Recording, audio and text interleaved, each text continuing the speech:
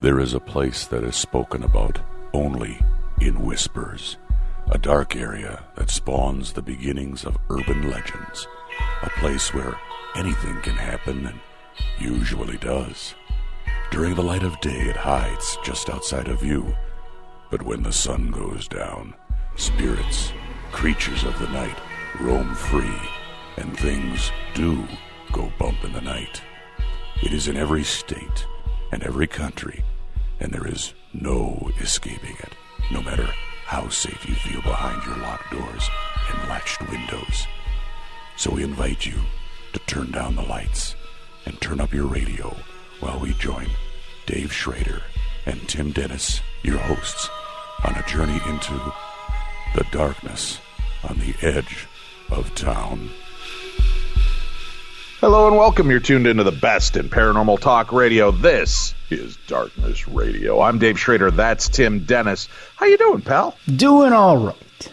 Hey, I like that. Listen, that is the most energetic response I've gotten from you in a long time. I think that's a good sign, Tim. It's the drugs I'm on, Dave. It's a good sign that you're on drugs. That's exactly what I meant. Yeah.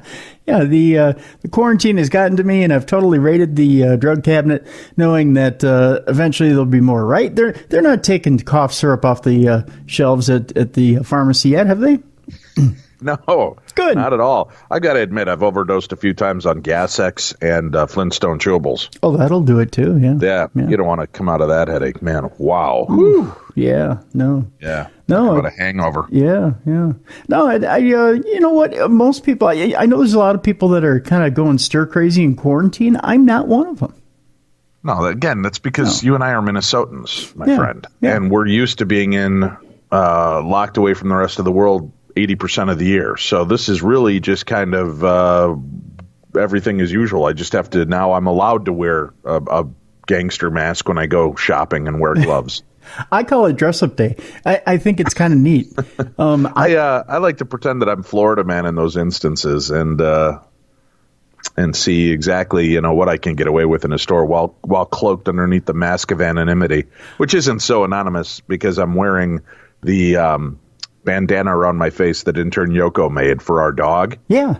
But the dog is still too little to wear the big bandana, so I wear it around my face and go in. We'll see. And then I pull my hood up over my head, so I've got this real Unabomber thing going. That's nice. Yeah. I went into the pharmacy the other day, and I added a cape to the whole ensemble because I figured, I do it with flair, right? So I had a cape with the ensemble, and then my pharmacist, Dwayne, said, "Oh, wait, Tim, it's not a Robin mask you're supposed to be wearing with the cape. It's supposed to be a face mask to protect you from COVID-19, although you do look stunning." And I said, "I appreciate that. Thank you. Could I get my meds, please?" It makes me think maybe I should add my Lone Ranger mask to my COVID Beyond the Darkness mask. I think you should. Plus my hood. No white hat? I look like I belong in Tom Cruise's movie Eyes Wide Shut. Ooh, that's a good. That's kind of a twisted twist, but I like it. I think you ought to do that. Yeah. I might just do it. Yeah. Might just do it. All right. Speaking of doing it, let's get her done. Huh? What is the first story of the week as we take a look at supernatural news? Do you want to break it in with the Beatles story? Do I believe this is the follow-up. We did a story about this a couple weeks ago, right? I believe so, yes, about John Lennon's life and seeing the UFO in New York City. Right. This Beatles saw UFOs and met with aliens. We're talking John Lennon, of course, folks. Right. Now, that's new news to me. I'd heard that he had seen the UFOs. He wrote about it in a song. Mm-hmm. But that he met with an alien, that's a new aspect of the story that I had never heard before. Had you? I did kind of bury the headline there. I had not heard the met with aliens deal. No. No, that's new. That is new. All right. Throughout much of John Lennon's life, a lot of bizarre things have happened to him, and there are tons of well-known anecdotes about him, but nothing compares to the story about how John Lennon saw UFOs over New York City and how he met with them in person. John Lennon first alluded to seeing UFOs when he discreetly put On the 23rd August 1974 at 9 o'clock, I saw a UFO on the cover of his classic album Walls and Bridges. This was not an attempt by Lennon to be weird and funny on purpose. He actually did see the UFOs, apparently. According to History.com, Lennon was lying in bed naked when he suddenly got the urge to walk out onto his balcony. Haven't we all had that, though? When he saw a flying disc with white blinking lights and a red blinking light on top. Lennon explained that he was completely sober during the entire experience, even though the sighting happened during Lennon's infamous Lost Weekend when he separated from his wife Yoko Ono and went off the rails drinking and doing loads of drugs with his friends. UltimateClassicRock.com said May Pang, Lennon's girlfriend throughout the Lost Weekend, said this. She said, "As I walked out onto the terrace, my eye caught this large circular object coming towards us. It was shaped like a flattened cone, and on top was a large brilliant red light, not pulsating as on any of the aircraft we'd seen heading for a landing at Newark Airport.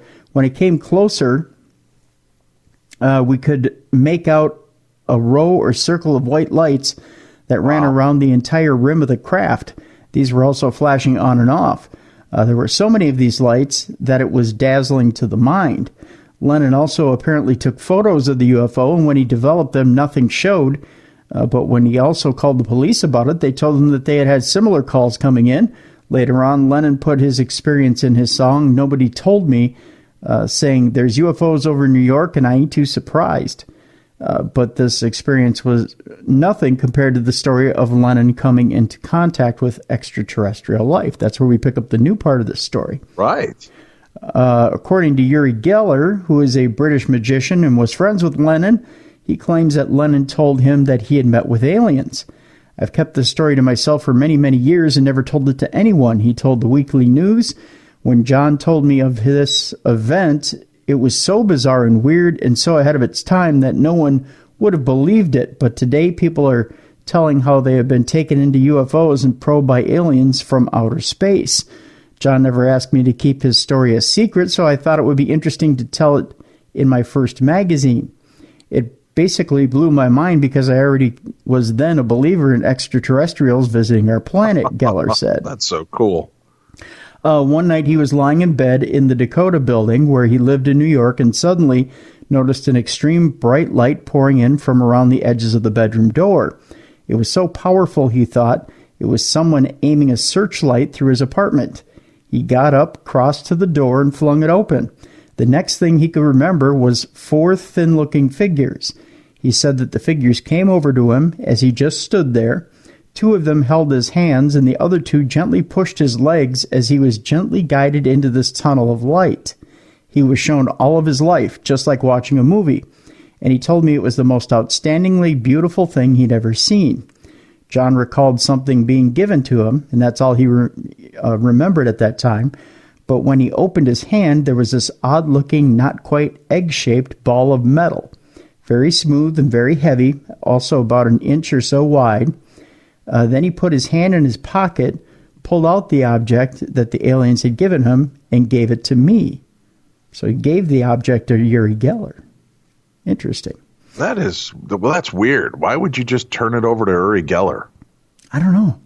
In the Telegraph's article, Geller said that Lennon described the alien creatures as bug-like, and he said he still has the egg to this day, Geller does, but no one can know for sure if what Lennon said was true.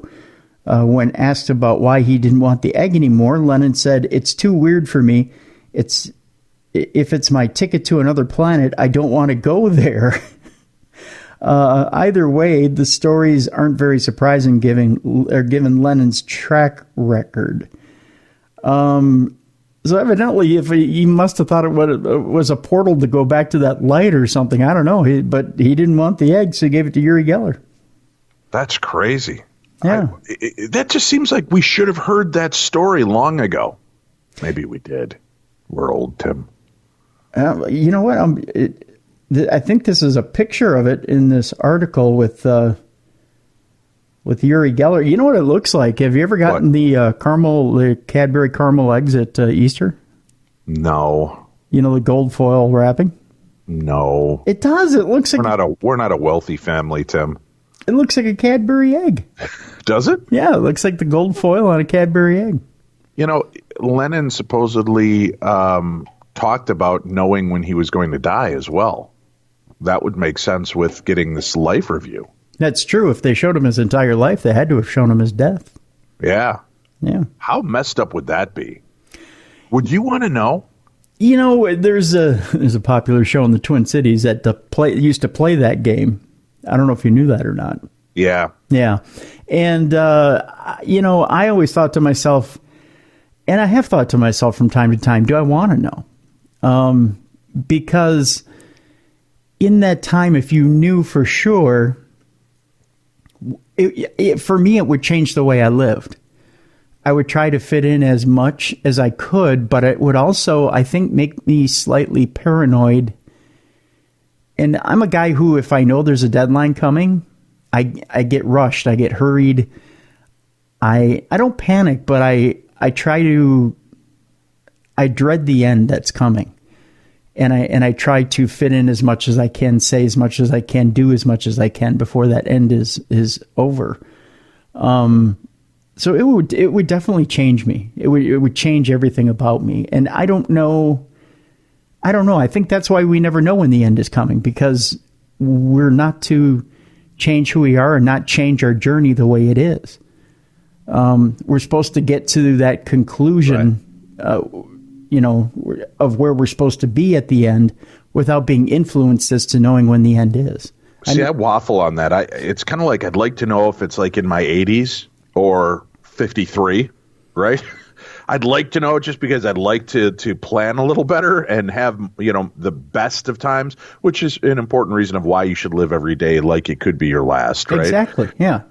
And do all the things that you want to do. But I wouldn't want to know if it was a tragic ending. Does that make sense? Like, I don't want to know that I'm going to get shot or fall in front of a train or be eaten by a shark. I want it to, because that would be too disturbing. I don't know. We'll throw it out to the listeners. Okay. All right, folks. Yeah. Email me, dave@darknessradio.com. Would you like to know how and when you're going to die, or would you rather just know? Oh, that'd be the question. How about that, Tim? Okay. A genie comes forth and tells all of us, I can tell you how and when, or how or when. So would you want to know how and when, or would you just want to know how, or just want to know when? So email me your thoughts and then why you would want it that way. Let me know what your thoughts are, dave@darknessradio.com. Ooh, we're getting deep. I like that. Yeah. I want to know how or when. Maybe I just want to know when. I know what you're saying, it'd alter your life, but would that be a horrible thing? How much better would we treat ourselves and the world if we knew when the sands of our hourglass would slip through? See, I think psychologically you would potentially change your path. It's the Scrooge effect. Maybe that's the good thing, though, right? Look at what it did for Scrooge. Well, it could be, but then again, you may... Boy, what day is it? Right? It's Christmas morning, sir. Christmas morning. Is that fat goose still in the window? Right? Well, but then again, maybe it changes something you were supposed to do that would have influenced somebody on a different path that would have made them something really special. Let's say, for example, you're the evil owner of a baseball team. I'm not pointing any team out in particular. But let's say in a moment you fired somebody that really desired to be in a position inside that organization. They, at that moment, were motivated and became the general manager of another major league team who created a dynasty out of that major league team that won many championships and went on to do a lot of great things. In that moment, if you were the owner of that team, found out how and when you were going to die and changed your ways and built that dynasty there and kept that person there and maybe didn't elevate that person to general manager, but you kept them in the organization in a lower form, then you've changed your destiny and you've changed that person's destiny. They never realized who they were going to be. So maybe, that butterfly effect of, changing who you were changed a bunch of other people's destinies. I can see that aspect. To me, that's more of a glass half full or a half glass full. But I think it could change your destinies to make people's lives better as well. Look at how many more people you might influence in a positive way by being kind, by being considerate, by knowing and being more aware of the way that you treat people. I don't know. It's hard to say. It is so bizarre. All right. So email me, folks. Would you want to know how and when, or just how or when? Email me, dave@darknessradio.com. You make great points, though, but now we've learned an important thing during your discussion on it. You miss sports, Tim. I do miss sports. I'm not going to lie. I'm just hoping we play this NFL season. I can't wait to get back to mediocrity and losing in the first round of the playoffs. Woo-hoo! I really can't. Yeah. All right. Speaking of, let's get back to it. Where are we off to next? We go right back to the world of UFOs, Dave. And speaking of ways of dying, this is probably a good segue. A farmer was the first man killed by a UFO after aliens shot at him from a flying saucer. This brings back memories of our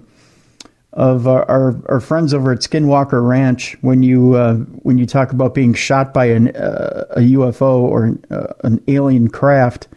Farmer Luis Barrasso Fernandez was shot at by an alien flying saucer and died several days later, this according to expert Philip Mantle. A farmer was the first person in the world to be killed by a UFO, says an investigator of alien encounters. Luis Barrasso Fernandez was shot at by an alien flying saucer and died several days later, according to expert Philip Mantle. Luis is said to have heard a strange buzzing noise and spotted an unknown object in the sky before the attack, a few miles outside of the town of Quixada, I believe it is, Brazil. 2 students, military personnel, and a local radio broadcaster also reported seeing the UFO over the city on the same date. Mr. Mantle of Pontefract, West Yorks, has backed the astonishing claim by publishing the book UFO Contacts in Brazil. According to its account, the flying disc landed 100 feet from Mr. Fernandez in 1973, and the 2 aliens emerged, with one holding a torch. The farmer was then zapped in the face with a device. Yikes. Leaving both him and his donkey paralyzed. Mr. People don't know what that was, by the way. That was an imitation of Tim Burton's Mars Attacks Aliens. If you haven't seen that movie, you're lucky. Don't do it. Don't waste your time. If not for Slim Whitman, the rest of the movie would be a complete nightmare. But it's so bad. So bad. And if you disagree with me, you thought it was a great movie, just email me and tell me all about it at tim@darknessradio.com. That's not your email. I know. Yeah. That's why I want them to write to you about it. Right. Okay. Sure. Yeah. We got to talk off air about people communicating with me. If it's easier, you could just call Tim at 612. No. We don't need any more phone calls. No, that's fine. No, that's true. Yeah, folks, let's address that real quick after this story. Continue on, Tim. The farmer was then zapped in the face with the device, leaving him both him and his donkey paralyzed. Mr. Fernandez died 20 years later in a psychiatric hospital. The book's author, Thiago Luis Tichetti, said many people claim to have come in direct contact with the UFO, and some even claim that it has hurt them as a result. Contact with the UFO is not common at all, but when the UFO in question shoots a beam of light at you, a light that hits you full in the face is extremely rare. We will probably never know, but this is one of the most bizarre and rarest such close encounters on record. Of that, there is no doubt. So there you go. How crazy is that? Yeah. On record that somebody was killed by an UFO, Tim. Yeah, in the picture of Mr. Fernandez, some of the pictures of him are disturbing. I mean, him just there's one of him just laying in a hospital bed, and it's unnerving. Does his face look like it was zapped? Yeah, he has that look like he's been almost mentally torn apart. You know how your eyes are closed, your mouth is kind of agape, and you're, like you've been stunned or shocked. Yeah. Wow, that is tragic. What a weird deal. I will mention this since we're on talking about UFOs and such right now, Tim. Mm-hmm. We have a hell of a show coming up tomorrow. Oh, yeah. Dr. Stephen Greer joins us to talk about close encounters of the fifth kind. Dr. Stephen Greer on Darkness Radio tomorrow, the best in paranormal talk radio, just keeps getting better. Tune in tomorrow. Dr. Stephen Greer will be our guest. Well, that's great, Dave, but why can't you ever tell us who else is going to be on your show? We like to kind of plan our lives out. We like to know what's going on. Okay, fine. Next week, Destination Fear, Dakota and Chelsea Layden join us to talk about their experiences. Oh, did I also mention next Saturday, Tim? Yeah. Next Saturday, joining us on this program for their first time together, Jack Osborne and Katrina Weidman. Wow. From Portals to Hell. Those shows are returning. We're going to be talking with them on Saturday. We'll be talking with Dakota and Chelsea on Sunday. Well, that's great, Dave. But what about the end of the month? We want to know about the end of the month. Boy, you people are picky. We're going to talk about quantum science with Dr. Carl Kalaman. How about that? Quantum science, alternate realities, traversing the universes, psychedelic drugs, and more, Tim. But what about May? Just sit back and relax. Just sit back and relax. Would you, for God's sakes? Some people, Tim. Right. Yeah. Yeah. It's all about my needs, my needs, my needs. Man. I know. But I love these people. Doesn't matter. But I will tell you, on Mother's Day, Tim. Yeah? Dean Orozco joins us, the Alien-Human Hybridization Project. I figured that was a good topic for Mother's Day. That is a good one. Alien-Human Hybridization. Yeah. What's that after that, Tim? Fine, Tim. Well, Lon Strickler, winged cryptids, flying cryptid sightings, Tim. How about that? That's a good one. Oh, that's not enough for you, Tim. You want to go another week into May? Fine. On the 24th, Barbara Holland joins us as we discuss an anatomy of a haunting, Tim. Okay? And then rounding out the month of May. Jeez. On the 31st, Dr. Heather Lynn, Sumerian gods, alien DNA, and the fate of humanity. That's all that you can expect during the next month and a half here on the best in paranormal talk radio. Why? Because you're the best, and we want you to know that we love you. And those are the programs on the docket, on the slate, so you'll be able to hear a myriad of awesome topics between now and then. We have ghosts, Tim. We have cryptids. We've got it all. UFO, alien encounters, alien-human hybridization, dogs and cats living together. It's pandemonium. Now I can't wait for the email that goes, "Dear Dave, I totally don't like that lineup." Oh, I'll get him. Yeah, I'll get him. That's why I don't usually share the guest with people. I just like it to be a surprise. But you know what? That's it. I won't tell you what comes in June. Yeah. But that's what you can look forward to. I heard it's going to be in June. I'll just wait till June 3rd to listen. That's what I'll get. But that's crazy. Hey, listen, I want to address the fact that I've thrown out there a few times that if you are lonely and you are having a hard time during this and feel isolated and alone, you can email me, dave@darknessradio.com. And if you include a phone number, I will try to give you a call. I've done that a few times. Unfortunately, everybody I've called, it just sends me to their voicemail.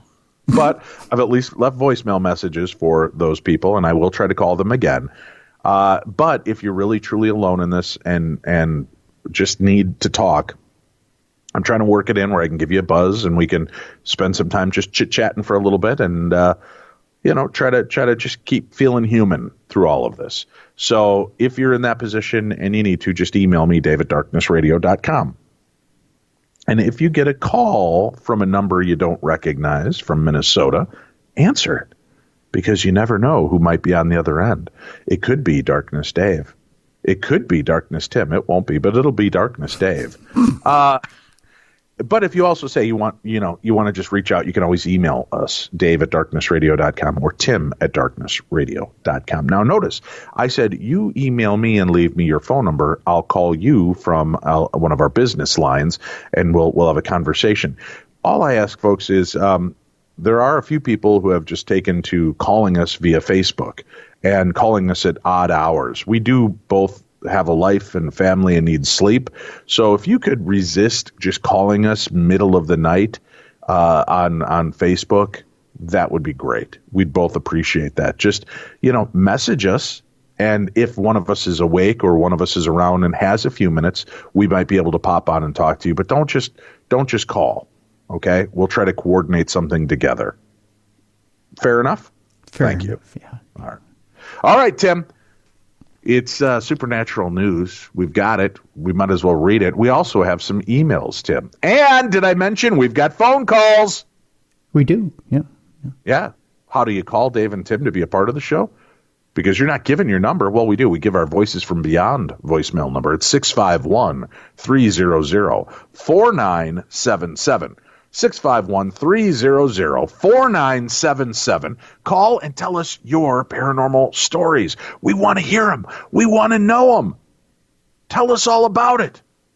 You could do it just by calling 651-300-4977. If it was scary, if it was funny, if it's heartwarming, if it's weird, aliens, maybe you're an alien-human hybrid. We want to hear about it. Not in gross detail, but we want to hear about it. Maybe you've seen a Bigfoot. Maybe you played with the Ouija board as a child and believe that you've opened a portal to the other side and Elvis's ghost is stalking you through said portal. We want to know these stories. Maybe you and your friends were playing one night and thinking you were communicating with the other side and had a hilariously misunderstood moment. We want to hear about those too. Just call us 651-300-4977. Or if you're so lame that you don't want to call us, you just want to email me, dave@darknessradio.com, and I'll read them in my own dulcet tones. Oh. Yep, that's what I do. So, all right, we've got an email here, Tim. Okay. Are you ready for this? Ready. Hello, Darkness Brothers. Oh, I like that. That should be our wrestling moniker, the Darkness Brothers. I like it, yeah. I'll get the outfits made up this weekend. Yeah. Thought I should let you know that at about 3 a.m. in the morning a few days ago, Australian time, I had partially woken from my slumber to hear your dulcet tones. Dulcet tones yet again, Tim, coming through my earphones. Mm-hmm. As I often go to sleep with you guys. Mm-hmm. Oh, you know what I mean, he says. Oh. So as podcast apps go, it must have rolled through a couple of Darkness Radio episodes. And what I woke up to really threw me, startling me to no end. Tim was in full swing questioning AI. Well, why would that throw you? That's Tim all the time. That's me on in particular, Saturday. Yeah. Irish medical software that can perform some minor medical tasks, which was intended to free up real medical staff during the coronavirus plight. At 1 hour, 38 minutes into the show, again, bearing in mind that I had just woken up and Tim was talking about AI, Siri or some other function on Tim's phone, I think, goes with bing. Just a moment. Just to confirm, you want to call Kevin Day. Well, I didn't know if I had dialed you or if I was dreaming or were you about to call me or some other random. But the fact you were discussing AI and that it was the wee hours and that I was well and truly in La La Land, I seriously freaked out. Kind of strange how I woke up just a minute or so beforehand to hear that. It was also a bit of a mind blow. That's what he puts in here. I'm just reading the doo-doo-doo-doos as I see him, Tim. Mm-hmm, mm-hmm. Anyway, thought it was weird enough set of circumstances that you may be interested to hear about, particularly as Tim was really delving into the AI conspiracy at the time. P.S. Tim, I assume that I am not the Kevin Day in your contact list. All the best, guys. Love your work, but no more freaking me out. Cheers, Kevin Day. Well, Siri, call Kevin Day. Let me see something real quick, and I'll be able to tell you for sure. Because I think I know what she did. What Siri did? Yep. No, it is not. It is, there's a Kevin Day here in Minneapolis, I'm sure, is what she was pulling up.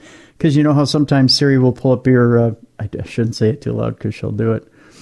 We'll pull up your Facebook contacts. Look at how afraid you are of her. I shouldn't say it too loud. She's listening. She's listening. She's listening. She's always listening. Can't do this anymore. Hey, Siri, get me a pizza. One option nearby is Chanticleer Pizza on 100. I told you she's always listening. It's because you called out to her. Forget what I said. Forget what I said. Okay. Told you. You know, that answer, though, sounded like she was kind of like, oh, okay. Like, oh, Shay meeting isn't good for you right now. That's what she sounded like, Tim. Right. She knows. Good morning, Dave and Tim. Morning. I have to say, so I will do my best to make this short. First, I love your program. Thanks for making me laugh in this hard time. Second, please take it easy on Tim. There are times you two remind me of my boys, and I have to tell one of them to stop picking on the other. Thank you. Shut up! Oh, God, we are brothers. We've known each other 32 years now, 31, 32 years. 32. Tim is my junior. Yeah, if anybody needs a good picking on from time to time, it's your dopey little brother, Tim. That's all I do, folks. Now, after the second or third time you recommended spiritart.com with Michael and Marty Perry, I decided to give them a call. I scheduled a visit, and I'm so happy I did. I lost someone who was like my mother in 2013, and my heart never healed. I wanted so much to speak to her again, and I did. Although very emotional, it was very comforting. She came in right away, and it was exactly what I needed. Marty sent a picture that she drew, and it was my grandmother without a doubt. Marty picked up on my carpal tunnel, which had started to bother just a few hours prior to the visit. She saw abdominal surgery, and my son is having surgery this morning, and it was just scheduled yesterday. Our meeting with Michael and Marty was last night. No one could have known those things because it was just hours after they had happened. I want to thank you so much for recommending them. They are great, and so are you two guys. Thank you so much, and that comes from Lisa. Aww. I'm glad you like it, Lisa. They're two of the best. They are two of the best. SpiritArt.com if you want to make connections to the other side. Then reach out and tell Michael and Marty you heard about them on Darkness Radio. I also know our good friend Mark Anthony is offering special reduced prices on readings during the COVID crisis, Tim. Oh, very cool. Yeah. So if you check out his website, which I believe is, God, now my mind is blank, Tim. What is Mark Anthony's website? Is it Speaking of Eternity or... No. Oh, my God. How horrible are we? Psychic Attorney or... Oh, God. I'm looking it up right now while we're doing this because I'm a horrible, horrible friend. I just saw his email, too, and I know it, and I can't think of the damn... Evidence of Eternity. That's what it is. Evidenceofeternity.com, and you can find in-person readings or the phone readings that he offers there on his site. So go to evidenceofeternity.com and get yourself set up. All right. Where are we going next, Mr. Dennis? We're headed over yonder, Dave. Cambridgeshire. You tomato. Sure. Yeah. Sure. Yeah. Shadowy figure has been filmed moving down a deserted street, just walking to the beat, if you know what I mean. A creepy figure that appears to be walking down a street has been captured by a CCTV camera. The short clip shows what looks like a translucent figure carrying a light as it makes its way down a deserted street in Cambridgeshire. Rachel Jones, whose camera caught the footage, said she was alerted to the unexplained occurrence after hearing a noise outside. She said, I was at home sitting on my bed and I heard a noise outside, so I quickly picked up my phone and turned the camera on and was shocked by what appeared. I believe I can see a ghostly figure coming out of the window with a light, and then it walks down the path and past the car. I was completely astonished when I saw the recording that it picked up what I saw, and I was in disbelief.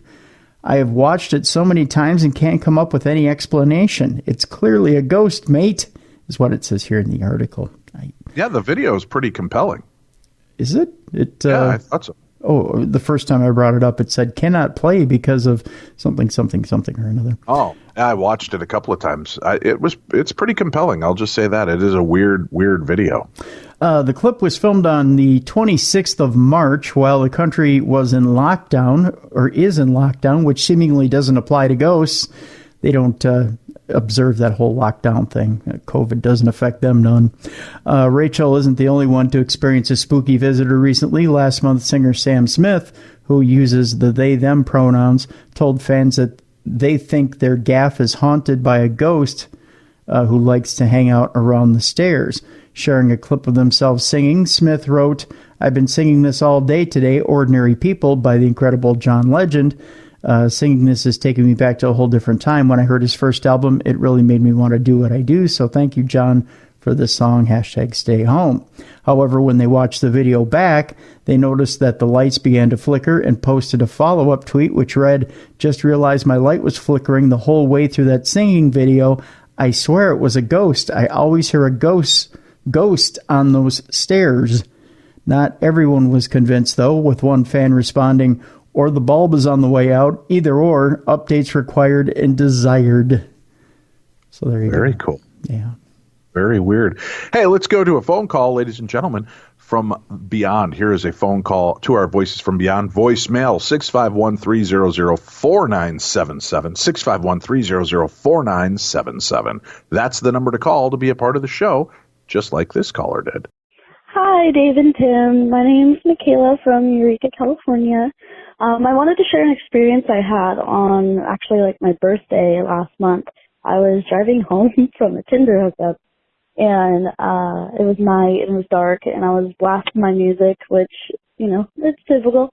And I look in my rearview mirror, and I see like nothing, of course, obviously, because it's dark and no one's driving at that time. And then I look up again a couple minutes later, and I see like a pair of headlights like right behind me, like there's a larger vehicle behind me. So I get over, and it gets over with me, and that's all I see is headlights. But I like kind of like in the corner of my rearview mirror, like up more, it looks like there's a bit of a structure, so maybe it was like an RV of sorts. And I'm keeping my eyes on this, and the headlights, it's like a car is right behind me, following me.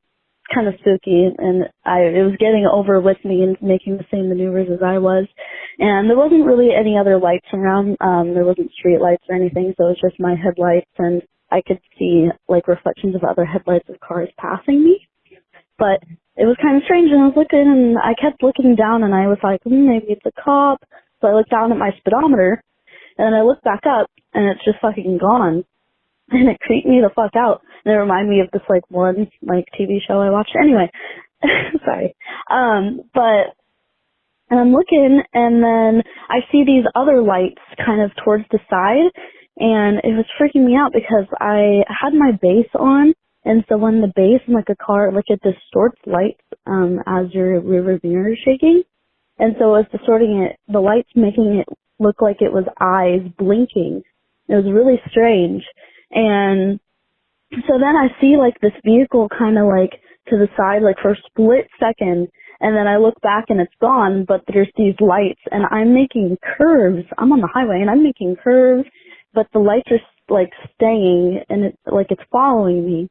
But it was really strange, and I wanted to share that because I thought it was interesting. And I'm like, I've always been more of a paranormal sensitive, and I'm an empath. My mom's an empath. I practice Wicca, so it's like I believe, and like I am like, I don't know. But have a good day, and I love your show. I've been watching for about 8 years, listening for about 8 years. So it's really cool to have the opportunity to call. Anyway, have a good one. All right, let's get back to it. Tim, where is our next story taking us in the world of supernatural news?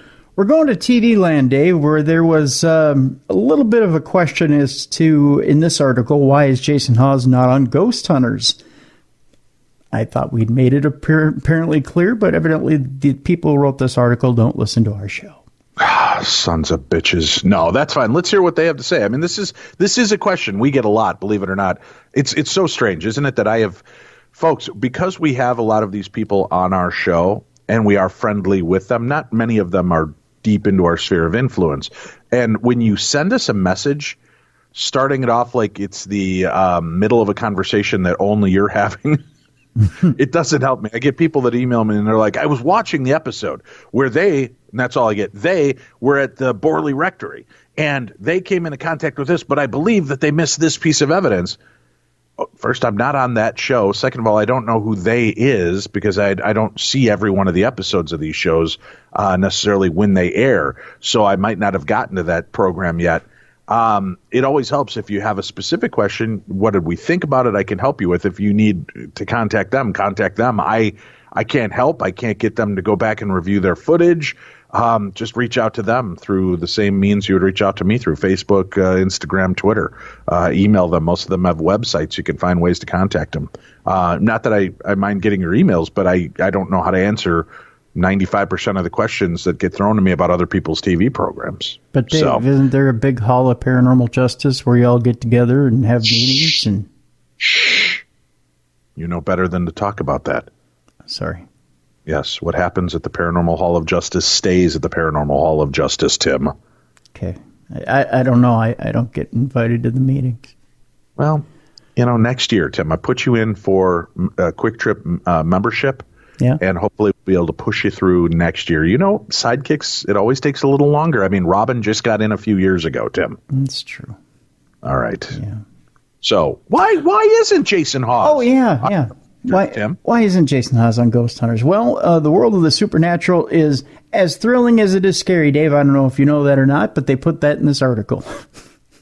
For decades, adrenaline junkies and curious souls have witnessed the world of the paranormal through their TV screens, and Ghost Hunters has become one of the pioneering shows that explored the arena of the other side. Packed with action, drama, history, suspense, thrills, and jump scares, it introduces us to a myriad of mysteries all around the U.S. The universe of spirits is not an untapped territory, but not many have dared to discover it. One of the most watched shows of all time is Ghost Hunters, and it has a wide base of loyal fans and followers worldwide. The American reality documentary series first debuted in 2004. It aired on the Sci-Fi Television Channel and came out with 11 seasons till 2016. The show features a team of paranormal investigators who travel in and around the U.S. to reportedly haunted locations. They use electronic equipment to track any paranormal activity happening around the site. Later, of course, they review that footage and analyze it all and what took place. Then they go to the owner of the place and they have a little review, and then they laugh and they laugh and they laugh. No, I'm kidding. They don't do that part. The super hit series inspired many spin-offs that became equally popular. Now, the program featured Jason Hawes and Grant Wilson, as we know it, as lead investigators who became insanely famous throughout the show. In fact, they were even lampooned on South Park, if you remember that. They both were employees of a plumbing and cleanup service company and bonded on their passion for the supernatural. They would often scout haunted places around their city at night. This led them to become the co-founders of the Atlantic Paranormal Society, otherwise known as TAPS. TAPS is a volunteer organization based in Warwick, Pennsylvania. Listen to me, Rhode Island. I know my geology. And Leave that's me alone. why you're not part of the Paranormal Hall of Justice, Tim. Why? Because I misread something? Warwick, Pennsylvania. Come on, old chum. It's late. That conducts private investigations for people and accepts donations. Their group was also joined by Dave Tango as a tech manager and Steve Gonzalez as co-investigator. They, too, starred in Ghost Hunters as a primary team. In 2019, the show was revived for its 12th season after a gap of 3 years, but unfortunately, Jason Hawes did not feature in it. Now, the question as to why did Jason leave Ghost Hunters? In 2012, Grant left the show. He also left TAPS. There was no official statement released explaining the reason for his departure. But since then, the TRP of the show slipped, and it received a lot of criticism for being scripted. The team, led by Jason, tried to drag the show for another 4 years, but things didn't improve. In 2016, Sci-Fi decided to drop the show from their network altogether. Jason agreed to it and wrapped up the production. The series since then stood canceled. And that was weird. You said something since canceled. I think there was a word in there that sounded like Siri. I said stood canceled. And then she's listening, Tim. She's weird. In 2019, the A&E television network picked up the series again and renewed it for the 12th season. But only Grant Wilson is featured in it. The show also cast a whole new team of investigators along with Grant. It's not known as to why Jason and the original team are not in it. Some reports suggest that Jason and Grant had a falling out. Some also hint at the assumption that they weren't approached for the casting. Others believe that they denied the offer. Sources also reveal that by then, Jason and his original team had already started filming for another show called Ghost Nation. Now, Jason does have that new show, Ghost Nation. And at the same time, Jason and his original team, including Steve and Dave, began filming that other competing show called Ghost Nation. The three founded another organization called United Paranormal Research Organization, or UPRO, and that is the main theme of their series. Even though the concept is the same, this time around the team answers a call of help from other organizations who are already investigating a haunted location in the U.S. but need the team's expertise. They also investigate private properties at the residents' request, which helps them maintain a national network of investigators and support them. Ghost Nation aims to help real people and families affected by the supernatural. This entire new series, at first premiered in December of 2019, was very well received by the public. And that's the end of that story. So, well, and as a matter of fact, we are working. Jason is trying to clear out some time in his schedule to visit with us as well. So I think we might be having a visit from Jason Hawes, or at least some of the cast members of Ghost Nation, coming up soon. Very cool. Yeah. Yeah. All righty. Let's mention this, Tim. I've got another email here. Okay. Ready for this email, Tim, that I've got right here? I'm ready. And that I'm about to read, Tim? Mm-hmm. Hi, Dave and Tim. I'm a big fan, and I listen every week. I've written before about a few experiences I've had, and here's the one that is the hardest to write about. This happened 32 years ago, but sometimes feels like just yesterday. This requires a little bit of a backup story, so here we go. I was 23 when my second child, my son Shane, was born. I was married to my first husband, and Shane was our second child. Shane had been his older sister's second birthday present. He missed being born on her birthday by an hour and 57 minutes. But he was also born with a lot of unforeseen birth defects. This was the late 80s, and the doctors didn't give ultrasounds unless they detected a serious problem. I had no serious problems during my pregnancy, and he was born 2 days before the due date. Also, genetic disorders were unknown back then. We now know what was wrong from runs within my family, and he was on the bad end of the spectrum. He had a long list of things wrong. Most noticeable were a cleft soft palate. He was blind, and he was the way he formed in the womb made most of his joints misplaced. I never fought so hard for someone in my life, and he had a long list of doctors. When Shane was almost 2 months old, I had a dream. I have had dreams on and off all my life that would later come to pass, but nothing like the dream I had this night. I dreamed in great detail that my son would pass away. I wake up crying and look at the clock. I can't remember the exact time now. I don't think my brain will ever really let me remember fully. Finally, I go back to sleep, and in the morning, life goes on. Life with a 2-year-old and a special needs newborn is never a dull moment, and I push the memory of my dream to the back of my mind until a week later. I wake up in the middle of the night, and I knew something is wrong. I turn on the light, and my son was turning blue. CPR is not a common thing, and we had no house phone. We jump into our car and rush to the hospital. We get him there in time, and he is admitted. I had copies of his medical records with me. I had been filling out paperwork to get some help with different programs the week before. It helped speed things along. He was admitted to the neonatal intensive care unit and seemed to be bouncing back, but the next night he took a sudden turn, and as we both slept, he passed away. I was there with him. After the funeral and shock wore off, the memory of my dream came rushing back. By then, I had received the paperwork on his death certificate and looked at the time. My knees buckled. It was the exact time of the night I had woken up from my dream and looked at the clock. I felt then, and still do, that God, the universal power, or whatever power is truly in control, was trying to prepare me for what was about to happen. I have never had a dream like that since. I listened to my dreams and my gut feelings. I've always believed that there are things around us, and that if we only calm our minds, we can see and hear them. On April 28th, 2020, it will be 32 years since he passed. They say time heals all the pain. I know that is never truly healed. We've just learned to deal with it. I am sorry this was such a sad story, but I had to tell it. I will write again with a couple other stories that are not sad. Thanks for doing all that you do. You both make me think and laugh. Keep up the great work. Stay safe and healthy. Your friend, Shelley. Shelley, first of all, you never have to apologize for sharing your stories with us, sad, happy, or scary, or otherwise. Thank you for opening up and sharing, because your story may help give comfort to a listener out there who may have gone through something very similar to this. Our hearts are with you and your family on this, the anniversary, 32nd anniversary of his passing. I thank you very much for opening up and choosing to share your story with all of us.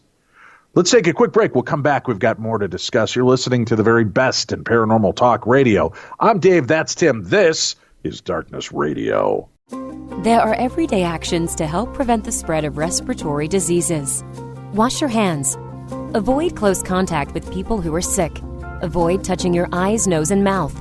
Stay home when you are sick. Cover your cough or sneeze.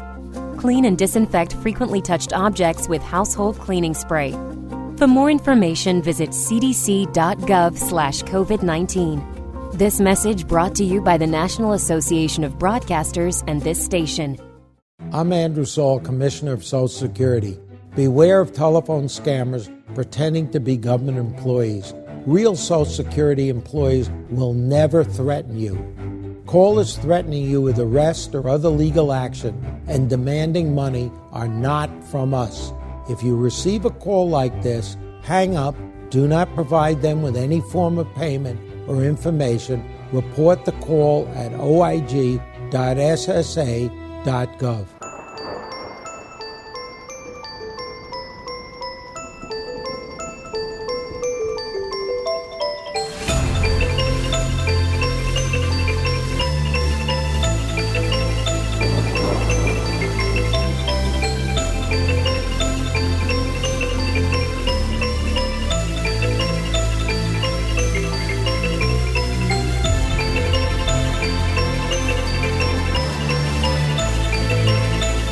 All right, let's get back to it. It is a day of supernatural news, ParaShare stories, chit-chatting with my pal Tim Dennis. And we've got a story I sent to you, Tim, an audio daily double. Do you have that story available? I do, yes, as a matter of fact. Let's start off with this. This is a really interesting story that was sent to us, and I thought it was so fascinating I wanted to play the audio on it. So sit back, relax, and enjoy this strange audio oddity from Darkness Radio. Okay, here's a kind of creepy story from the convent. Shortly after I entered, some of the sisters were sitting around talking about how sometimes the souls of the dead will knock on their bedroom doors in order to ask for prayers. I thought they were joking. They were not joking. Several weeks later, I was getting ready for bed. It was probably around like 10 p.m. I heard a very loud knock on my bedroom door. It was a big, thick mahogany door, so it wasn't like a creaking sound. It was a knock. I went to answer it, and no one was there. Now, the hallway is super long, and the bedrooms are pretty far apart. So if it had been someone playing a prank, I would have seen them. So yeah, I was pretty freaked out. I said, y'all souls of the dead, you're freaking me out. Stop knocking on my door, and I will pray for you every single day. So I did. And I didn't get any more knocks on my door. At least not from people who were not actually there. There you go. Dead people knocking at the door. Dead people ringing the bell. What do you think of that? Working at a convent, and the nuns are all like, oh, yeah, the ghosts just come by and knock on the door to be prayed for. Must have been a southern convent, because y'all's ghosts aren't coming around me. That's crazy. Yeah. Ooh, kind of chilling. All right, what's our next news story, sir? We go to the UK, Dave, where smoking UFO is spotted in free fall. Can't even say it. Free fall. It's a free for all. Bam, bam, bam. Yeah, it's a bam, bam, bam. It's a Ted Nugent UFO. Yeah. Smoking UFO is spotted in free fall over UK. There, I says it. Sometimes my lips work and sometimes they don't. Says it, Tim. That's what she said. Video footage apparently or appearing. Blah. Let me rewind. Video footage appearing showing a UFO falling from the sky over the UK has triggered debate about its identity. The mystery object left a thick vapor trail as it appeared to be in freefall above Bath in southwest England, reported the Somerset Live publication. Local resident Luke Craddock filmed it on Friday evening and said a friend in London, about 200 kilometers away, also saw it. Mr. Craddock says the white vapor trail changed to black as the object fell closer to the ground. He also tweeted that the object would have been an aircraft, or could have been, rather, an aircraft in trouble. Vid doesn't do it justice, was in distance but looked huge. Further, it went down, big black trail then appeared. Plane crash? He tweeted, not said, because if he would have said it like... but one expert on paranormal phenomena... What was that, Tim? One expert on paranormal phenomena... Paranormal what, Tim? Phenomena. Did you say it was paranormal phenomena? Go on. Has suggested one theory about what the mystery object was. Haley Stevens says it could have been an optical illusion caused by the contrail or vapor trail left by a plane. The footage shows something which looks like an aircraft leaving a contrail behind in the sky, which is quite unusual, Ms. Stevens said. The eyewitness describes it as being dark or black. I suspect that this is because it was seen when the sun was setting, which means there could have been shadows cast on the aircraft or on the contrail. Ms. Stevens says she always attempts to find rational reasons for apparent paranormal or supernatural sightings, and in this case of the Bath UFO, there is one. The video doesn't match the description from the eyewitness's detailed account of what it looked like and how it was traveling, which could be a number of reasons, she said. But quite often when we see something we don't recognize, when we try to recall it accurately later on, we run the risk of embellishing our account of what happened or misremembering it because of the way the brain works. So there you go. All right. Interesting stuff. Mm-hmm. We've got more emails, Tim. Oh, are you ready for an email? Ready. Then let us begin. Dave. That's all that says right there. It's just Dave. That's fine. But sometimes you get worked in a little later, so hold on. Let's see where this goes. Dave, thank you so much for doing the Ethel Allen story. Ashley's restaurant is about 2 miles from my house. About 8 years ago, my girlfriend and I joined a paranormal team from Orlando in an overnight investigation there. The lead investigator gave us instructions of what to bring and where, stressing no cologne or strong perfumes and no electronic devices during the investigation. The evening started with dinner. Then we broke into small groups, which assigned to a team member. Each investigator gave us a small history of the building and the events that have taken place there. Ashley's restaurant is an interesting building as it was an old train station situated right on the tracks and near the river. It was also featured on 2020, and several pictures of ghostly apparitions dot the wall. We did a few spirit voice sessions and K2 meter tests, but we got no activity. I felt no presence or energy, and as the night went on, I couldn't help but thinking, there were too many people there to experience anything. We tried the experiment where you unscrew the flashlight top and see if the spirit can use its energy to make the light shine. We got a few flickers, but not much. I doubt this experiment, however, as electricity will arc, and I think the light coming on is more science than paranormal. How dare you have rationale? It's a good point. Science. Finally, to get something one of the team leaders asked me and my girlfriend to walk outside on the railroad tracks in the back. We walked about 20 yards down the tracks, and the team leader, a female, asked me to hold the K2 and talk to Ethel. Immediately, it lit up and flashed like crazy. I handed it back to her, and she scanned the area but got no response. We set it down behind me, and it went crazy again. The investigator asked if she liked me to give us another sign. Suddenly, a strong perfume smell enveloped us. It was a strong old lady smell, like the perfume your grandma would wear. It dissipated after a minute, but it was a cool experience for me. I have another story from Key West involving Robert the Doll, free drinks, and black-eyed kids. If that fits your show, I'll send that in sometime as well. Oh, no, come on. Thanks for the content and keep entertaining. Ron. Look me in the eyes, Ron. Yes, it fits our content. What in the best in paranormal talk radio do people not understand, Tim? Why must they tease out these stories, make us beg for more? Am I not human? If you prick me, do I not bleed, Tim? Ron, it's not like we're sitting around giving you tips on what to sell on Etsy. Although I do have a few ideas on that as well. Well, okay, but I mean, mainly we're sitting around, doing paranormal talk radio here. Of course, we want to hear about Robert the Doll and free drinks and what was black-eyed kids. Yeah, and black-eyed kids. Yeah, it's been a while. We need more black-eyed kid encounters. Yeah. So share them with us, Ron. You tease. And by the way, Tim, don't ever prick me to see if I bleed. Okay? I won't. No. Thank you. I'll leave my prick to myself. Thank you. Yeah. All right. Where are we off to next? This place where they've got the voices of ghosts of children. Really? Yeah. Children, you say? Children, I say, yeah. All right. Children. It's the ghosts of children, Dave. Ghostly voices of young children, which brought a chill to the heart, were some of the things that these paranormal investigators say they found when they carried out an investigation near, I believe it's Swaddling Coat, Dave. They don't swaddling you with a blanket. They don't swaddling you with a jacket. They swaddling you with a coat.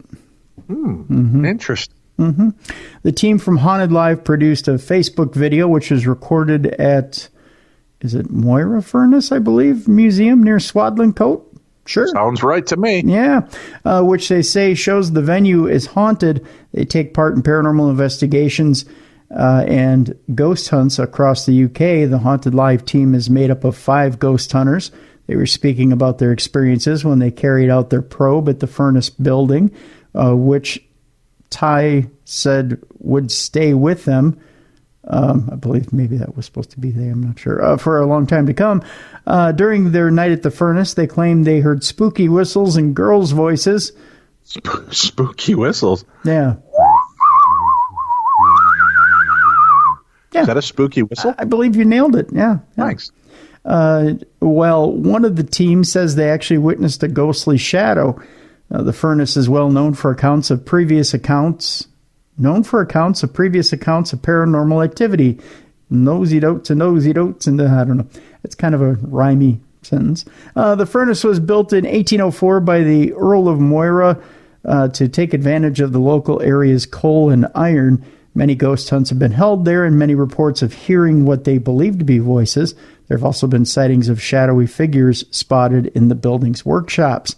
Spirits are also said to have been seen by visitors wandering through the nearby woodland. Paul Stevenson from Haunted Live said, "We chose Moira because it is one of those hidden little gems on our doorstep that needs people to be made more aware of day or night.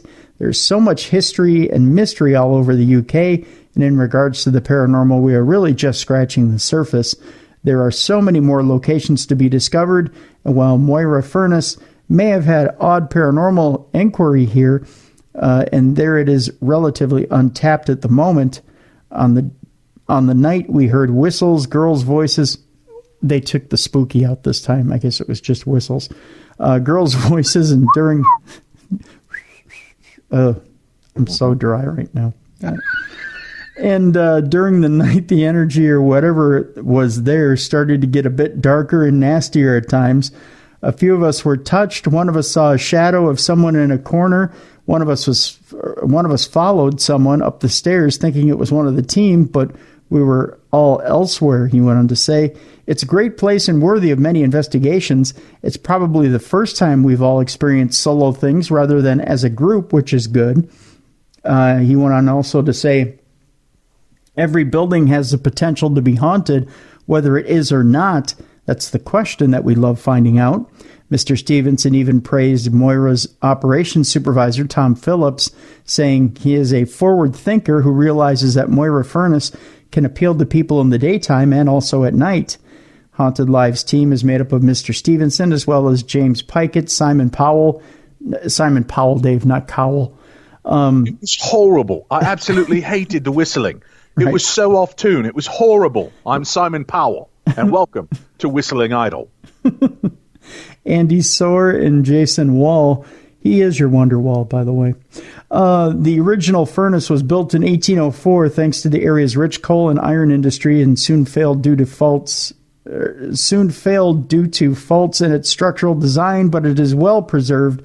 By 1811, the blast furnace had closed, but it continued to operate as an iron foundry for 30 years.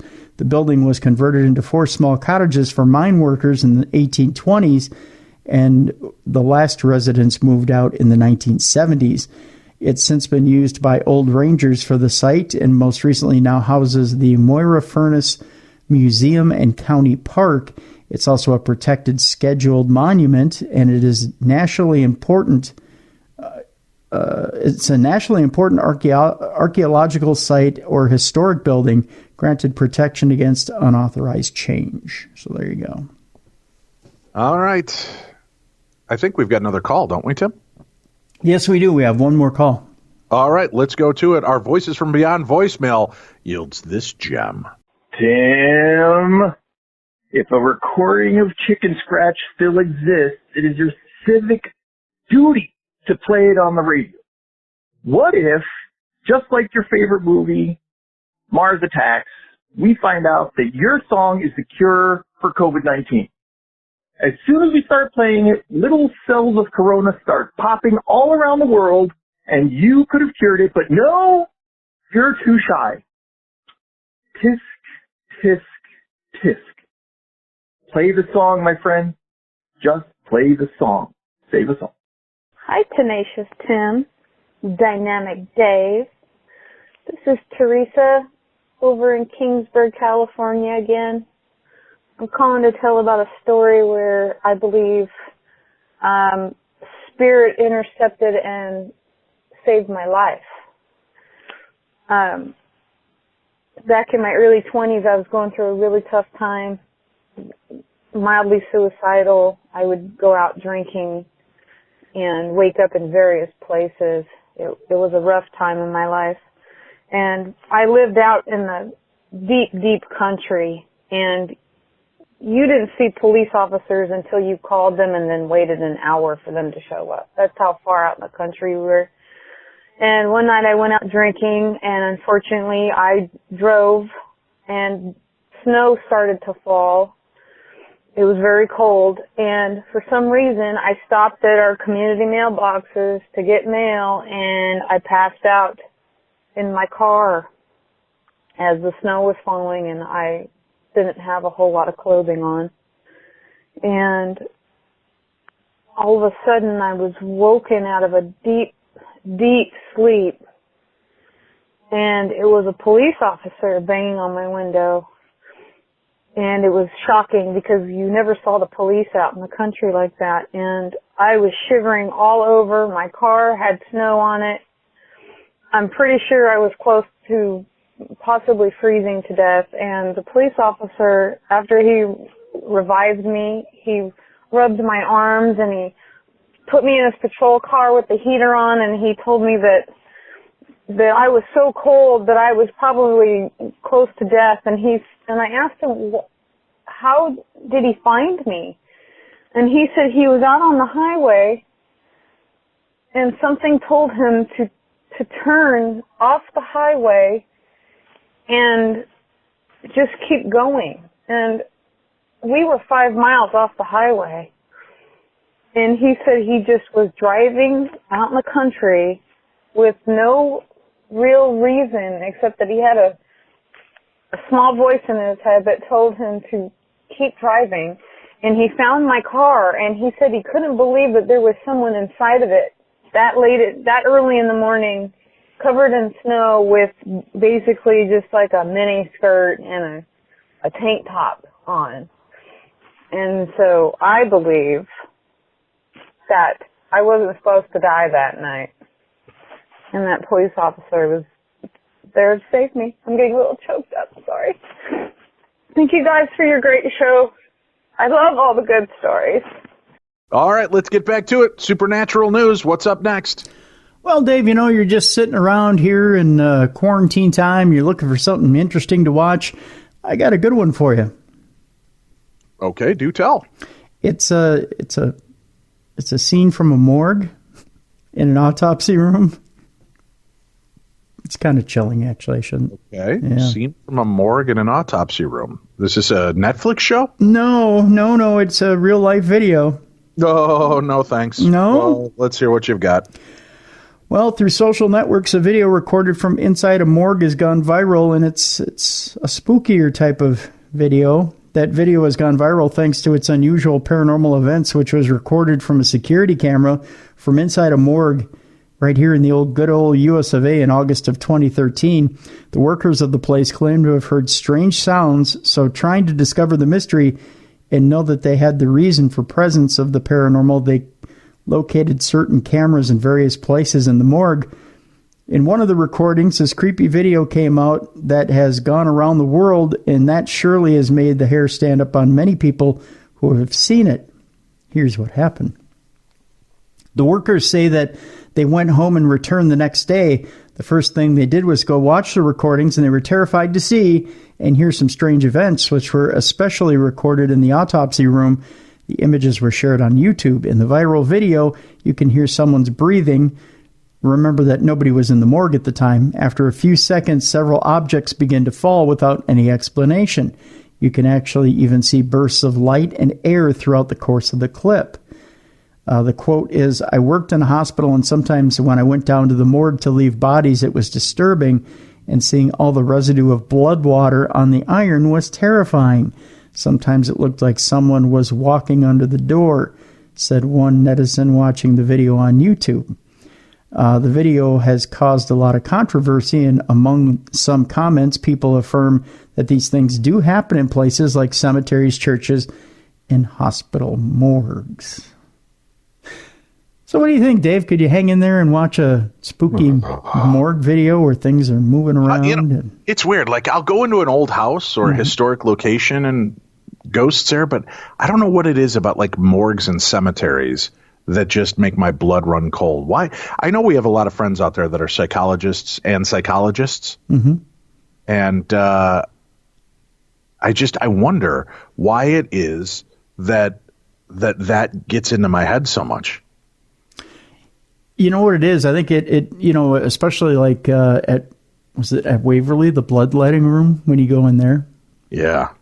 It's setting up the actual process of what happens in that room.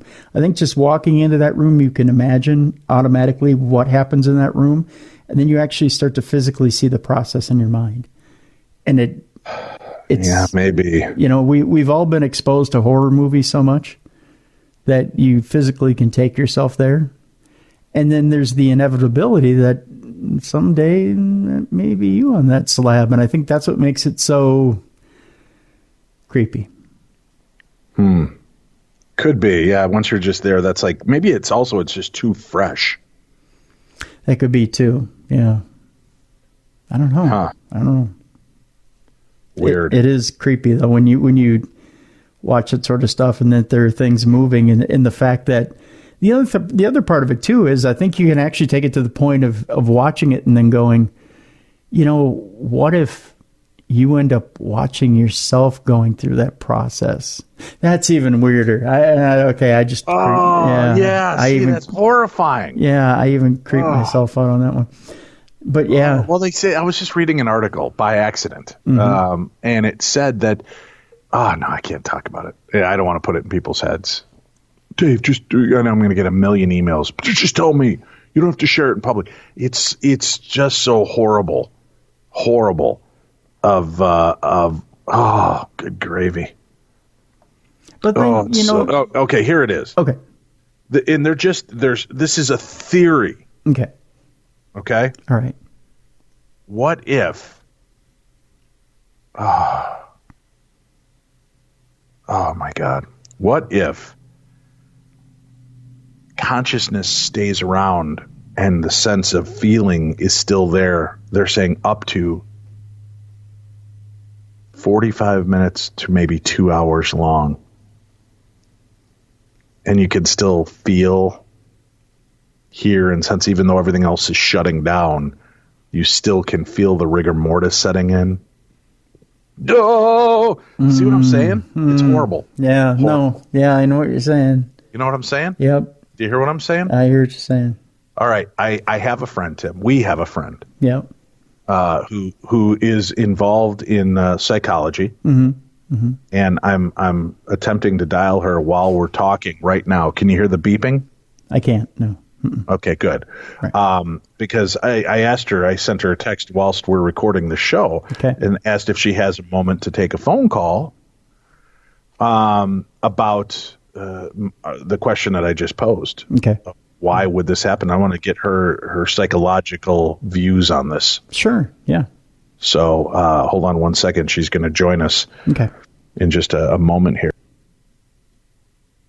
And then we'll pose the question to her to see if perhaps she can give us the insight that we so desperately seek.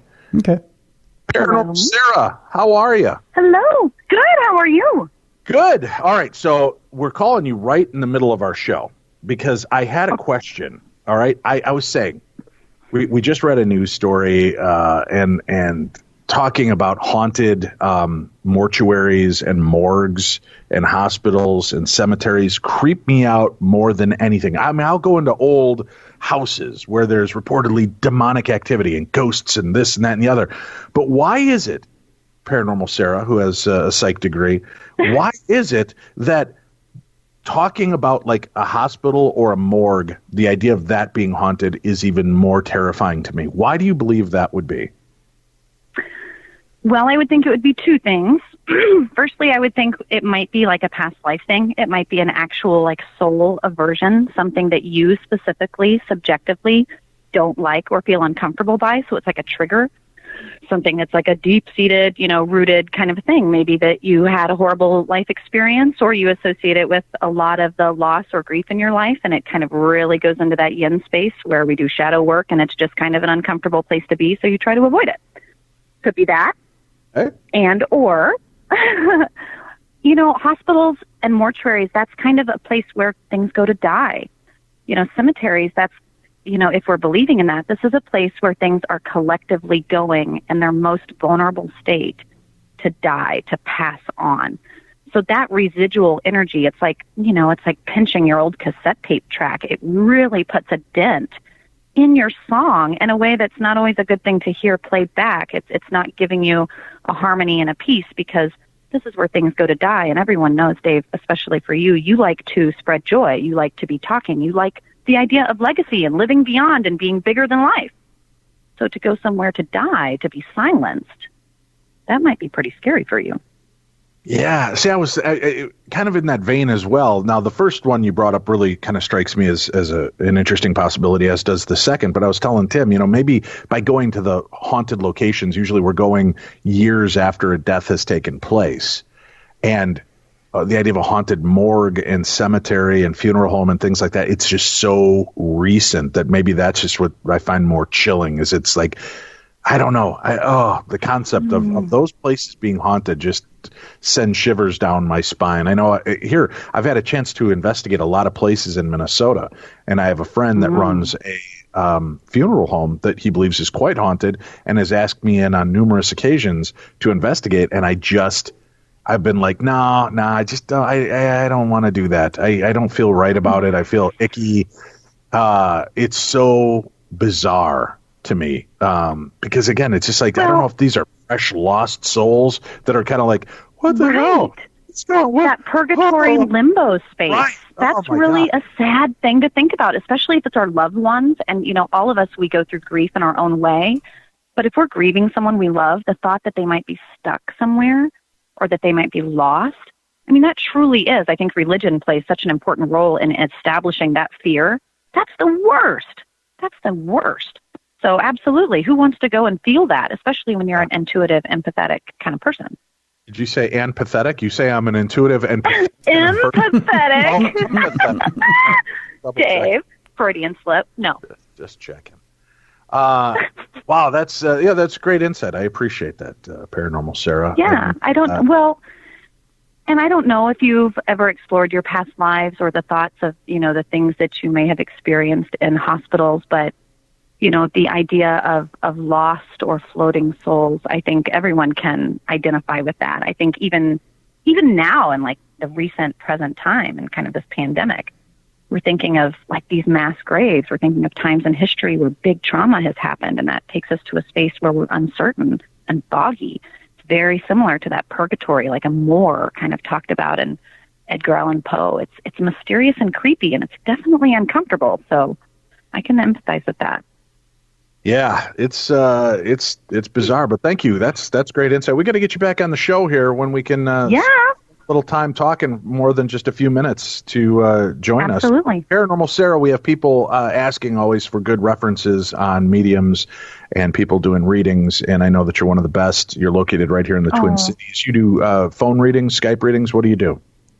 All of the above, especially for people being stuck at home. We're doing like Facebook Live, we're doing Skype, we're doing all sorts of things, but you can find all of it at paranormalsarah.com. There you go, paranormalsarah.com. Go check it out. Not only is she empathetic, I said empathetic. Not only is she psychic and a medium, but she's a wonderful human being with a psych background and degree as well. So she's a great place for you if you're needing that help and want some insights. So treat her well, and I think you're going to enjoy your readings. Sarah, thank you. Be safe during this time, and we'll connect here soon, all right? Absolutely. Thank you, guys. You're the best. I love talking to you. I'll talk to you soon. All right. Thank you. There you go, Tim. It's just as simple as that. We just make a phone call during the middle of the show. We get answers. Exactly.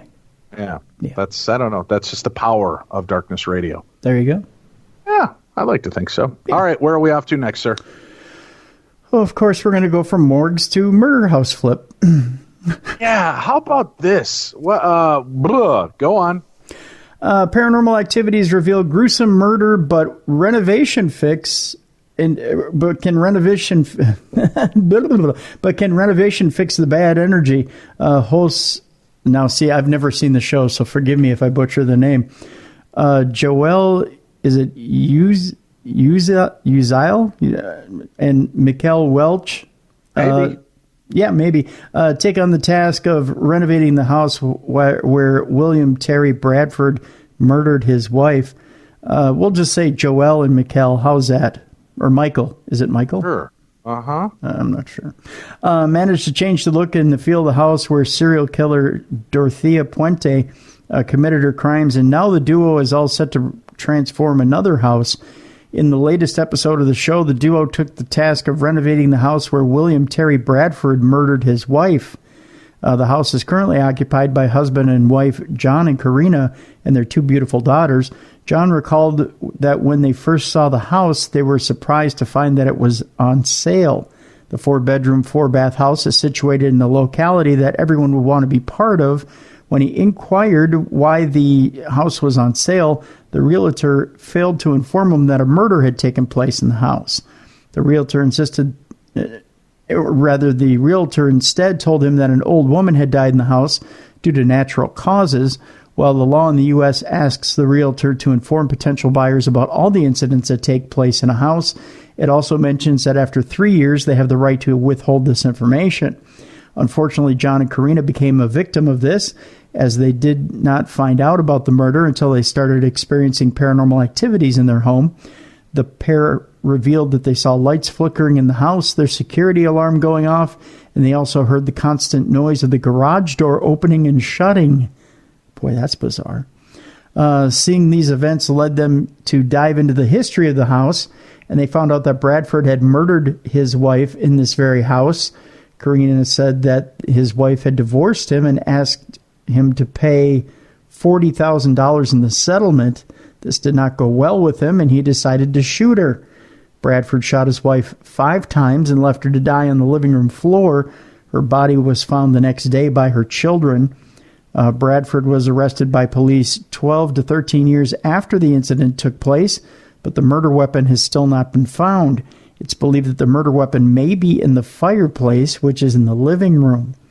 John revealed that the fireplace has a storage area, and people believe that the murder weapon might still be there. While John and Karina are aware their house is known as the haunted house in the block, the pair wanted to get rid of the bad energy. They believe the fireplace could be the root cause of that bad energy, and the renovation of the living room can help change the feel of the house. They also hope their friends would be willing to come and visit them once the renovation is over, but can Welch and Uzziel, I believe is the last name, fix the house? Only the episode can tell. Murder House Flip can be streamed on the Quibi app. That is so weird, don't you think? Yeah. By the way, if you have T-Mobile phones, I believe you get Quibi free for like a year. Yeah, if you That's a little gift from sign Darkness up. Radio Dave to you. I mean, not really. T-Mobile's giving it to you, but I'm letting you know in case you didn't know. Yeah. Interestingly enough, the cousins in Florida have a very famous murder house on the corner of their street in Hudson, and it stood vacant for a long time, and I think it just recently sold. Somebody just moved in there, and this house has been featured on like every single famous murder show you've ever seen. And it's creepy even to drive by it. But I think it might have been involved in this Murder House Flip show as well. But like, there's always like camera crews over at this house. That's creepy. Yeah, you know what? Here's my thought on this. I just hope that people that buy it aren't doing it for macabre reasons. Right. It's one thing if you buy a house and, there was a death there, grandpa had a heart attack, an aneurysm, something, right? Cancer, whatever. It's one thing to think that, but if you go in there trying to cash in on a senseless tragedy like that, it kind of makes my skin crawl. I would think if you knew the history of the house, that and believe me, this house sat vacant for a couple of years. If you knew the history of the house, you just wouldn't want to go near it with a 10-foot pole, especially knowing that your neighbors knew that this was the murder house, and that they knew the people in the house. This neighborhood is a particularly tight-knit neighborhood, so it's everybody kind of knows everybody. So I don't know that you want to be the people who moved into the murder house. Yeah. Kind of casts a big shadow on you, from the word go. Creepy. I think people who tend to want to move into houses like that, either one, don't believe in ghosts, so they don't believe in supernatural, or they don't believe in hauntings or anything like that. Or two, they just love bargains, one or the other. Right. Well, there is a hell of a deal on those murder houses in a lot of cases. It's crazy. Like stigmatized property can be 30 to 40% lower in some instances than any other place. But, I guess if you go in and maybe have it cleared and just, pay homage to the spiritual realm instead of, we're going to buy the old murder house and turn it into a bed and breakfast or something creepy. That just, that kind of freaks me out. All right, Tim, our next email takes us back in time. Are you ready for this? Ready. Good evening, Dave and Tim. Hope you're both staying safe and well. The story I'm about to tell you happened so many years ago in the late 80s. This is when you and I met, Tim, in the late 80s. Yeah. It's like a romantic hand-in-hand walk down memory lane together. Aw. I was very close to my Nana. That's what the email says, not my story, Tim. Back out of me, back to the author of the story. Okay. I was very close to my Nana. We had such a special relationship. We did everything together. I think I spent more time with my Nana than I did with my own mom. Once I started working and carving my way in the world, I never got to see her as often as I would have liked. That's the way of life, I guess. I moved out from my family home and rented a place of my own. My small little house got my Nana's approval, and I was happy. I worked hard. Eventually, my boyfriend moved in, and life was good. This night, I went to bed as normal, snuggled down under the covers. I would usually fall asleep quite quickly, but not this night. I tossed and turned. Eventually, my boyfriend snapped at me, "For God's sakes, go to sleep!" I said to him, "I can't. I feel there's something wrong." I just couldn't put my finger on it. This nagging feeling would not leave me. Eventually, I fell asleep. I awoke for the following morning with a start. Someone had said my name really loudly in my ear, loud enough for it to wake me up. I sat bolt upright in my bed, every hair on my body standing on end. I was about to ask my boyfriend why he had woken me up, but he was still asleep. I felt uneasy, and I still didn't know why. I just knew there was something wrong. I couldn't phone home to ask if anything was wrong because I didn't have a home phone. It was an extra bill that I just couldn't afford at that time. I went off to work that morning as normal. Back then, I worked in a factory, so I started work at 8 a.m. I hadn't been working for very long when my friend got called into the office. When she came back, I said to her, "Oh, it will be me next. You know this, don't you?" We both laughed and carried on working. I noticed that a tray of tea was carried into the office. I knew in my heart that that tea was meant for me. I don't know how I knew, I just did. The next thing I knew, my supervisor tapped me on the shoulder and said, "You're wanted in the office." I then had this sinking, horrible feeling. I was asked to sit down. I was handed the phone, being told it was my mom on the other end. The first words out was, "Who is this?" When my mom told me it was my Nana, it broke my heart. It was then that I realized why I felt so uneasy the night before. I still wonder if my Nana calling my name that morning, that is something I just will never know. There is one more thing I should mention about this story. My Nana was a devout Catholic. She went to church 3 times a week. She must have known she was going to die before she left her home for evening mass. She put a shoebox on her bed that contained all of her important documents, like her will. She went to church that night and died. I believe she died in the best place for her. It's funny how you can sense when something is wrong, even though you may not know what it is.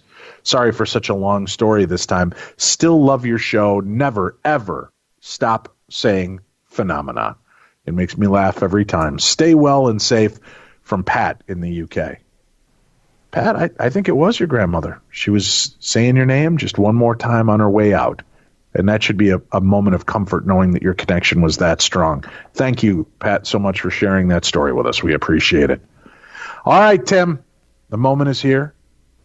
I believe we are at the end of our stories for today. What is our final news story? Final news story. We're going to Arizona. My story's freaking out on me. Where we're talking about aliens, or are we, Dave? Is it truly an alien we saw up in the sky, in that Arizona sky on Thursday? Oh, yeah, this has been big news. It was like the Phoenix Lights all over again, right over Arizona, but thousands of people saw this. Yeah, they did, and they marveled at it, and they thought, oh, finally, at least contact, but not so fast. Turns out they're just SpaceX satellites. And you can see them again on Monday.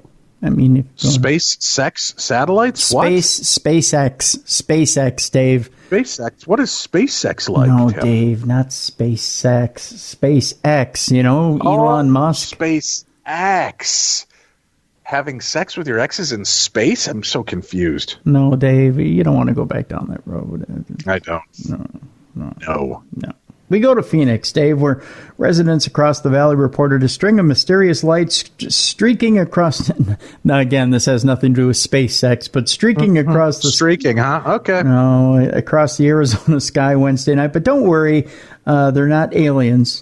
Don't get your undies in a bunch, at least not yet. SpaceX, evidently I have to say that slow for Dave, says it's the company's Starlink satellite network. These satellites can periodically be seen clearly when they're in perfect alignment with the sun to reflect back or light back towards the Earth's surface, because evidently it's not light enough here on Earth and not warm enough. Go figure. The company's satellite tracker says Starlink will be visible through Arizona Thursday night around 8 p.m. and again on Monday, this coming Monday. Starlink is meant to provide satellite internet service across the globe. You're welcome. Just saying. Oh. Yeah. One tweet from @PoBuds. You heard me. PoBuds with a Z. They're hip. Great at hashtag Starlink viewing tonight in Arizona. Several different heights and trajectories. In fact, in one of the lines, it looked like one was spinning out of control. Same spacing size, but flashes of lights that look like spin. I can see the mesh forming. So there you go. It's got a purdy design. It's not the first time the lights sparked curiosity across Arizona. The same SpaceX, Dave, SpaceX. SpaceX, go ahead. Not SpaceX. Satellites were spotted from the West Valley to Tucson last November. There's no danger of impending alien invasion, so calm your tits, as they used to say. SpaceX says it's a naturally occurring phenomenon. Phenomenon. Phenomenon. Yeah. As the satellites orbit our planet. So there you go. Nice. Yeah. Very cool. All right. Well, kids, that's it for today. Dr. Stephen Greer, Close Encounters of the Fifth Kind, tomorrow on the Best in Paranormal Talk Radio. Make sure you tune in for more Dave and Tim. Every week you can tune in and listen to the show. And I'm going to give you guys a quick update. We told you that there were some changes that were coming. Unfortunately, because of the current situation and state of the world, things are staying status quo for just a while longer. As soon as we understand exactly what's going on in our world and what things might be shifting and changing, we will let you know. We want to thank everybody that has stayed on subscribing to True Crime Tuesday. Again, we do a show every Tuesday, True Crime Tuesday. If you are so inclined to subscribe to that program, it would be great because that helps to support us in this program and keep us afloat, especially in this time. That is the only income that your pals Dave and Tim get is from the subscriptions that are coming in from True Crime Tuesday. So if you'd consider subscribing to that, there are links and subscription information at darknessradio.com. $5 a month give you the best in true crime talk radio, 4 to 5 brand new episodes every month, depending on how many Tuesdays fall in that month, Tim. We offer the best in strange and unusual cases. Plus, we lighten up your mood every week with some dumb crimes, stupid criminals. Go check it out for yourself. You can find it all over at darknessradio.com. And while I'm mentioning it, make sure you stop into our shop if you're bored and looking for good books or things to keep yourself involved. At the Darkness Radio store, go to darknessradio.com, click on the store tab at the top of the page, our shop tab there, and it'll take you, and you can click on the Amazon storefront. We have all the books you hear on the paranormal shows, all the true crime books you hear in our true crime programs, and then we have a gift shop that has all kinds of cool items from toys to games to clothing and more, all based around the supernatural and paranormal. And every purchase, a very small percentage, goes to the show. So make sure you go check that out as well. Stay safe. Wash your hands. Be kind to one another. We'll be back tomorrow for more of the best in paranormal talk radio. This is Darkness Radio.